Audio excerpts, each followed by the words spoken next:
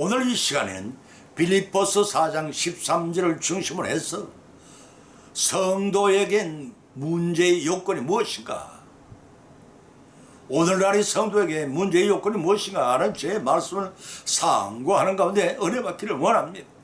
영국의 대문호 섹스피어의 3대 비극 중에 하나인 하무렛이라는 연극 중에서 주인공이 곤에 차서 독백하는 대화가 있습니다. 죽느냐 사느냐 이것이 문제로다 라고 하였습니다. 오늘날에 살아가는 현세의 성도들에게는 영적으로 죽는 삶을 살아갈 것인가, 영적으로 사는 삶을 살아갈 것인가 심각한 문제로 대두하고 있습니다. 육신 중심의 삶을 살아가기에 너무나도 풍요롭고 안락하고 편리한 시대의 상이기 때문입니다. 언제부터인가 우리나라는 웰빙 문화가 젊은이들로 하여금 육신 중심의 삶을 질을 높여주고 또한 만족해 하고 있습니다. 잘 먹고 잘 선 다음 어찌하자는 건지 내세에 대한 투자에는 너무나도 인색하지 않은가를 돌이켜보게 됩니다. 하루 이틀도 아니고 1, 2년도 아니고 반세기를 넘게 남북한이 휴전 상태에 대처하고 있습니다. 양쪽 측면 모두 다 합쳐서 160만이 넘는 군대를 대치시킨 가운데 때를 따라 군사작전 훈련을 하는 것은 그 이유가 다 있는 것입니다. 그것은 유사시의 승리를 거두고자 함인 것입니다. 이와 같이 우리 성도들을 비록 눈에 보이지 않는 전쟁이요 일평생 동안 무시로 싸워야 할 싸움이 있지만 승리를 위해 유비무관의 신앙생활을 해야 합니다. 신선 노름의 도끼자로 썩는다고 웰빙 문화의 심취해 있을 때가 아니라는 것입니다. 신선 성경에서 교훈하기를 한 번 죽는 것은 정한 것이라고 했습니다. 인생은 누구나 집단 종말에 오기 전에 개인 종말의 때를 항상 대비하는 삶을 살아야 한다는 것입니다. 죽느냐 사느냐 이것을 결정하는 것은 우리의 자신들이요 사는 쪽을 택할 때 성령께서는 우리의 갈 길을 인도하시고 최후의 승리를 거두도록 역사하십니다. 그렇다면 어떻게 해야 우리가 영생을 거둘 수 있냐는 것입니다. 성경에서 세 가지 말씀을 발차의 본문으로 삼았습니다. 첫째는 기도로 구해야 받게 된다는 것입니다. 두 번째는 성령을 힘입음으로 얻게 된다는 것입니다. 세 번째는 그리스도 안에 거함으로 성취하게 된다는 것입니다. 과연 그러한지 이사의 세 가지 말씀을 상고하는 가운데 피차에 은혜를 받고 받은 말씀을 우리 실생활 가운데 실천하심으로 복을 받는 귀한 시간 되시기를 예수님의 이름으로 간절히 축원을 드립니다. 첫 번째는 문제의 요건은 기도로 구원을 구해야 받습니다. 요한복음 16장 21절 24절 찾으면 기록하기를 지금은 너희가 근심하나 내가 너희를 다시 보리니 너희 마음이 기쁠 것이요 너희 기쁨을 빼앗을 자가 없느니라. 그날에는 너희가 아무것도 묻지 아니하리라. 내가 진실로 너희에게 이르노니 너희가 무엇이든지 아버지께 구하는 것을 내가 내 이름으로 주시리라. 지금까지는 너희가 내 이름으로 아무것도 구하지 아니하였으나 구하라. 그래야만 받으리니 너희 기쁨이 충만하리라고 하셨습니다. 보면은 예수님께서 자신의 십자가 죽음과 부활에 대한 예고를 하시면서 제자들이 박해와 그에 대한 두려움을 갖지 않도록 위로하시는 말씀이 주된 내용입니다. 특히 예수님께서 자신의 죽음과 부활로 여인이 겪는 해산에 비유하셨습니다. 여인이 해산할 때를 자신의 십자가에 죽을 때로, 아이가 탄생할 때 자신의 부활하실 때로 예시하시면서 결코 자신의 죽음이 패배가 아니요 출생한 아이로 인해 온 집안의 기쁨을 누리듯이 예수님의 부활로 제자들이 엄청난 기쁨을 소유하게 될 것이라고 예고하셨습니다. 그뿐 아니셨습니다. 예수님께서는 하나님과 인간 사이에 중보의 역할을 하실 것을 말씀하심으로써 하나님과 타락한 인간 사이에 원수된 벽을 허물고 관계 회복을 선언하셨습니다. 이러한 십자가의 죽음과 부활에 대한 예수님의 예고를 들은 제자들이 반응은 두 단계로 나타났습니다. 처음엔 그들은 예수님의 말씀이 지닌 정확한 의미를 이해하지 못하여 엉뚱한 의문을 가졌습니다. 그러나 예수님께서는 제자들의 영적인 무지를 탓하지 아니하셨습니다. 오히려 더욱 자세하게 고난과 그 결과에 대해 설명해 주자 어렴풋이나마 주님 말씀이 지닌 의미를 깨닫게 되었습니다. 이런 본문 말씀을 통해 우리는 두 가지 말씀을 깨닫게 됩니다. 그 첫째는 예수님의 십자가 고난과 죽음은 그 어떤 인간의 동정도 힘입지 않고 오직 철저한 고독 속에서 성부 하나님 뜻을 쫓아 행할 수밖에 없었던 예수님의 자기 희생적 구속사역이셨습니다. 두 번째는 예수님께서 그 같은 자신의 순환을 앞두시고서도 끝까지 제자들을 사랑하시고 주님 안에서의 평강을 기원하셨습니다. 그것은 주님의 백성을 마지막까지 격려하시는 참 목자의 힘을 나타낸 것이라 하겠습니다. 그런데 이러한 예수님께서는 지금 이 순간에도 하나님의 보호자 우편에서 우리의 환난이나 공고나 핍박이나 기근 등 우리를 그리스도의 사랑에서 끊을 수 없도록 기도하고 계십니다. 비록 예수님과 제자들 간의 동거동락하신 공수의 기간이 3년이라 짧다고 생각할지 몰라도 주님의 제자들에 대한 사랑은 극진하셨습니다. 예수님의 십자가 순환과 부활을 해설하는 여인의 아이를 출산한 기쁨을 비유하신 예수님께서는 본문 22절에서 이렇게 말씀하셨습니다.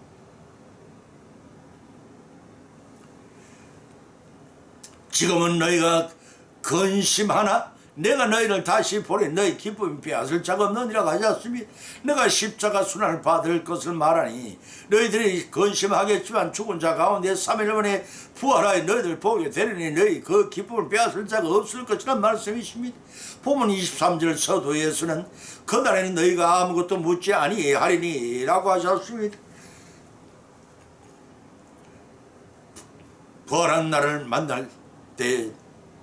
부활한 나를 만날 때는 너희들이 의문의 질문하지 않을 것이란 뜻입니다.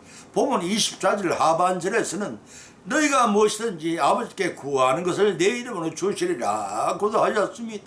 인류의 구속 사역을 십자가를 지는 수단으로 성취하신 예수 그리스도를 성부 하나님께서는 천상 천하의 모든 권세를 다 주셨습니다. 때문에 제자들에게 아버지 하나님께서 예수님의 이름으로 기도하면 구하는 모든 것 주실 것이라는 말씀입니다. 무시로 기도하라는 것입니다.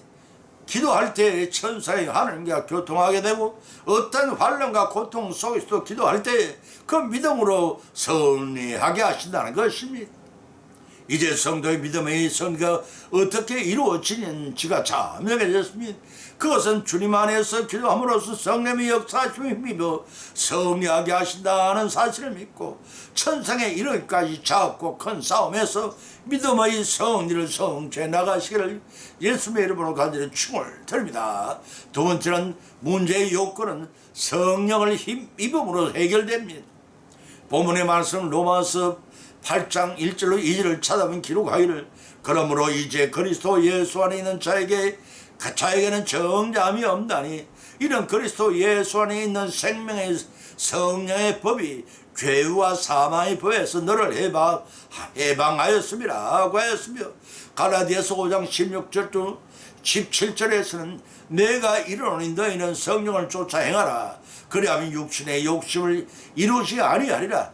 육신의 소용은 성령을 거스리고 성령의 소용은 육신을 거스리나니 이 둘이 서로 대적함으로 너희 원하는 것을 하지 못하게 하려 함이라고 하셨습니다.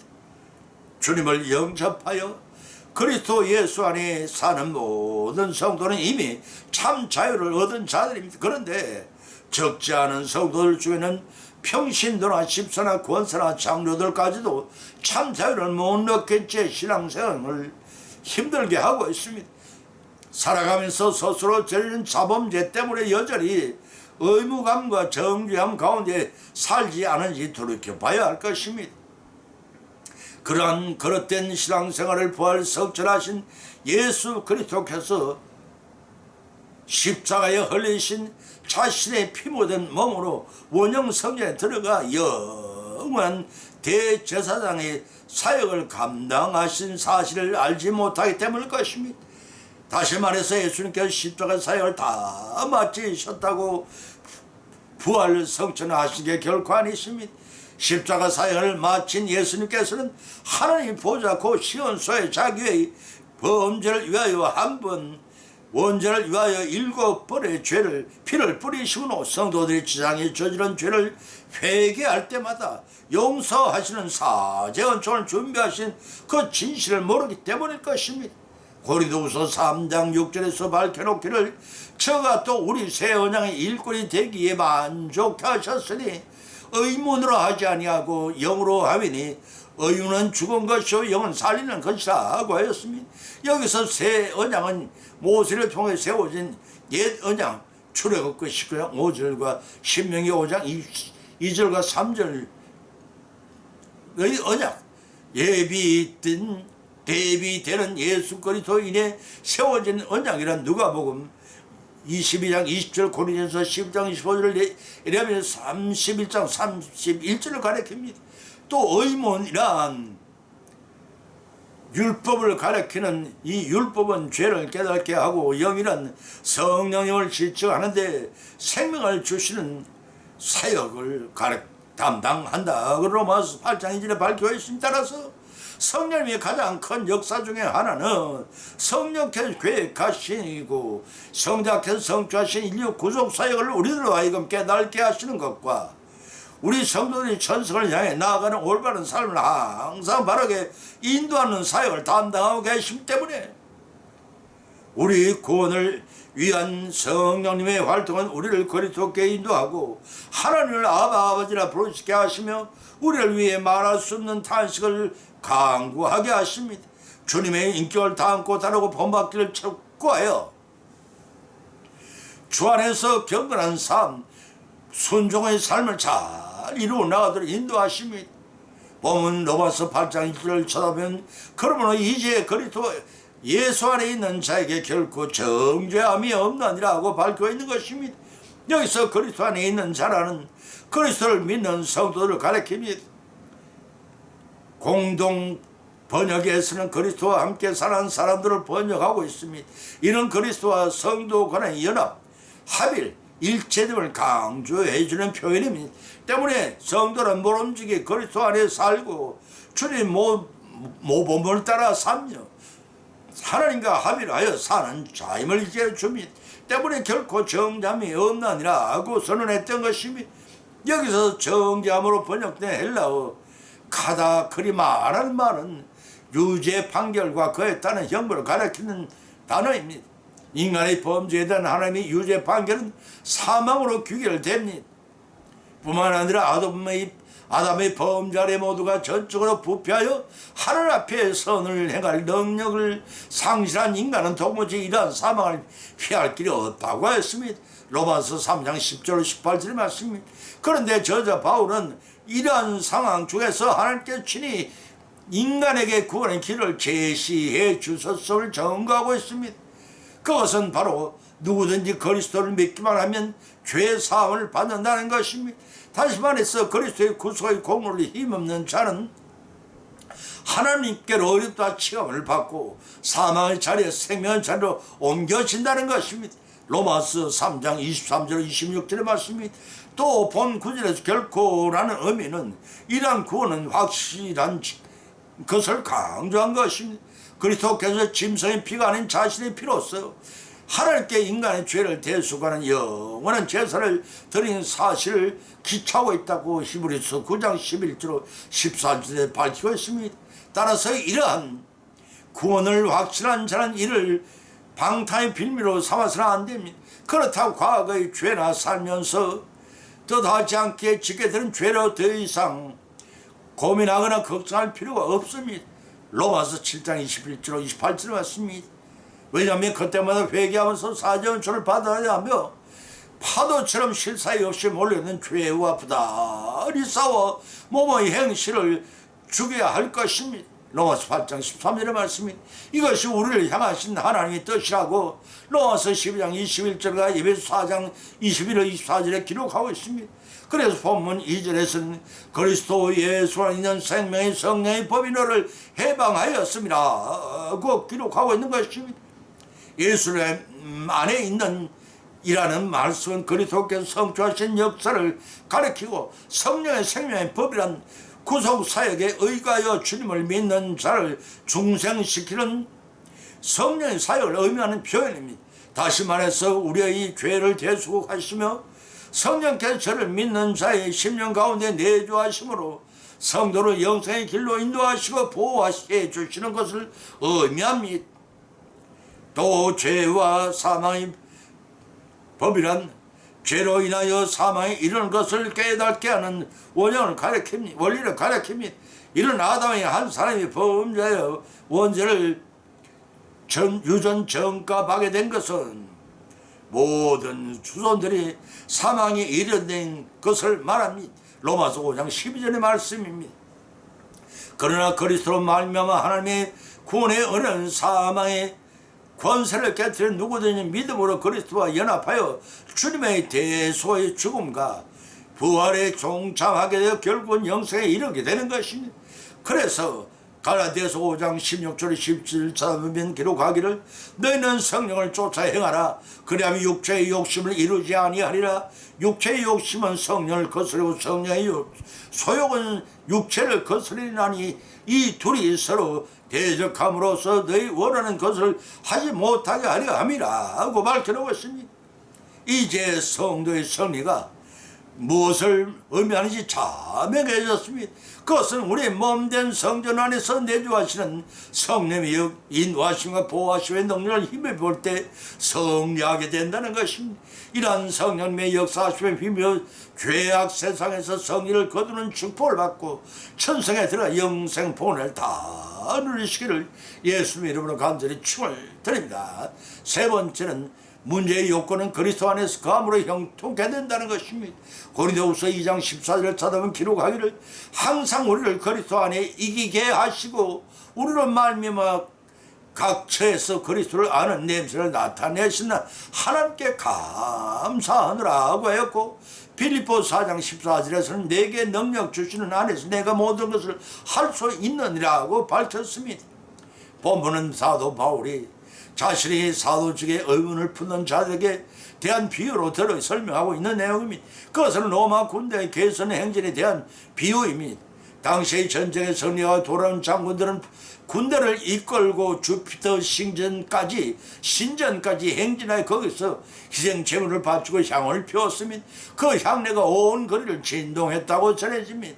바울은 바로 이 향기에 자신을 비유하여 하나님의 심판과 구원을 전하는 그리스도의 향기로 묘사한 것입니다. 로마 시민들은 비록 거리에 나와서 개선 행진을 참관하지 않더라도 향을 피우는 냄새 때문에 멀리서도 무슨 일인지를 알 수가 있었습니다. 그와 같이 바울은 본문의 비유를 통해서 자신의 사도직이 인류에게 구원과 영생을 가져다 주신 예수님의 성리를 전한 것임을 부각시켰던 것입니다. 그와 동시에 바울 자신이 전하는 복음 역시 로마 군대의 개선 행렬에서 풍겨난 향냄새처럼 사탄과 그 추종 세력에 있어서는 심판과 파멸을 의미하지만 하나님 백성들이 성도들에게는 구원과 영생의 상징이 되는 것입니다. 바로 이와 같은 사실에 이미 바울은 고린도 교회 성도들에게 보낸 첫 번째 편지에서 십자가의 도가 멸망한 자들에게 멸하는 것이요 구원을 얻는 자들에게는 하나님의 능력이라고 고린도전서 1장 18절에서 선언한 바가 있습니다. 이러한 본문을 통해서 성도된 우리는 복음을 다음 대 전함으로써 그리스도의 향기를 널리 퍼뜨리는 승리자가 되어야 할 것입니다. 그럴 때 우리도 바울 사도와 같이 복음을 인한 기쁨을 누릴 수 있고 사탄의 괴계를 물리치고 승리할 수 있는 것입니다. 그러나 우리의 지혜와 능력만으로는 사탄을 대적할 수가 없습니다. 예수님마저도 십자가에 못 박아 구원 사역을 이루지 못하게 하려던 막강한 힘을 가진 악의 세력들이기 때문입니다. 그래서 보면 빌립보서 4장 13절에서는 내게 능력 주시는 자 안에서 내가 모든 것을 할 수 있느니라 하고 성령의 비법을 우리에게 일러주고 있는 것입니다. 그 어떤 형편에 처하든지 자족하는 비밀과 화실을 배워 사도 바울의 그 인생과는 오늘날 살아가는 우리에게 어떤 도전을 준다고 여기십니까? 풍요가 넘치던 가난하던 현세를 살아가는 성도들에게는 가장 필요한 것은 자족하는 마음일 것이며, 잠언서 15장 16절에서는 가살이 적어도 여호와를 경외하는 것이 크게 부하고 번뇌하는 것보다 나으니라고 하였고, 디모데전서 6장 6절에서는 자족하는 마음이 있으면 경건이 큰 유익이 되느니라고 하였습니다. 왜 자족하는 마음을 가져야 하는가입니다. 한결같은 신앙의 삶을 이루기 위해서입니다. 그러자면 자족할 줄 알아야 하고, 합력하여서니 이루어 줄 알아야 하고, 자족한 모든 사명을 감당할 수 있다는 영적 의욕이 생기기 때문입니다. 본문사 빌립보서 4장 13절에서는 기록하기를 내게 능력 주시는 안에서 내가 모든 할 수 있느라고 하신 것입니다. 본문의 말씀을 마가복음 9장 22절과 함께 성도들이 담대하고 확신 있는 신앙생활을 묘사할 때 자주 인용되는 유명한 구절입니다. 바울이 자족할 수 있는 비결에 대한 언급으로서 바울이 자신이 어떠한 조건과 형편 속에서도 자족하며 하나님을 의뢰할 수 있던 것은 자신의 노력의 결과 아니었습니다. 오직 예수 그리스도의 연합한 결과로서 오는 주님의 능력 때문임을 가르치고 있습니다. 다시 말해서 바울은 그리스도와 연합을 통해서 그리스도께서 부단히 공급해주시는 능력으로 말미암아 비천함에도 궁핍함에도 자족할 수가 있었던 것입니다. 그런 은혜를 깨달은 자에게는 세상의 물질로부터 성장할 수가 있고 온갖 유혹으로 넘어지지도 않고 성장할 수가 있는 것입니다. 이제 성도가 성장한 비결이 무엇인지가 자명해졌습니다. 그것은 주님 안에서 주님과 연합된 상태에서 주님의 능력을 공급받고 자족하는 길입니다. 이를 깨닫고 바울처럼 자족하는 가운데 주님의 능력을 받고 쉴 사이 없이 밀려드는 죄악의 파도와 싸워나가 죄는 주님이 오시는 날엔 최후의 승리를 거둠으로써 온전한 구원을 이루어 나가시는 저와 여러분이 믿음 생활이 성령으로 이끌어가시를 예수 믿음을 간절히 축원을 드립니다. 결론을 맺습니다. 오늘의 복장을 위한 은혜를 받고 세 가지 교훈을 받은 줄 압니다. 그 첫 번째는 성도의 성령의 요건은 기도함으로써 응답해 주시는 주님이 동행하심으로 해결된다는 것입니다. 두 번째는 성도의 성령의 요건은 내주하시는 성령의 사역하심에 힘입어 성리한다는 것입니다. 세 번째는 성도의 성령의 요건은 그리스도 안에서 연합된 상태에서 그 능력을 힘입어 형통하게 되고 성리한다는 것입니다. 이상한 이 세 가지 말씀을 교훈으로 받은 것으로 거치지 마십시다. 받은 말씀을 우리의 생활에 실천하고 적용하고 실천케 하시는 성령의 역사심에 힘입어 믿음의 성숙부터 예비하신 영생의 복을 모두 다 받고 누리시기를 예수님의 이름으로 간절히 축원을 드립니다. 찬송가 365장을 올리겠습니다.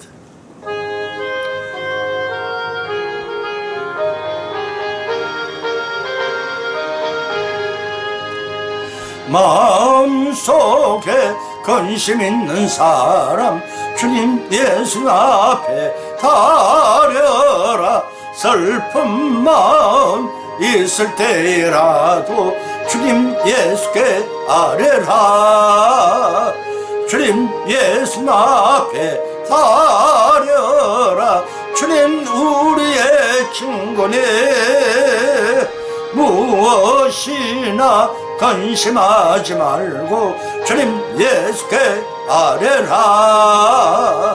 눈물 나며 깊은 한숨 쉴 때 주님 예수 앞에 다려라.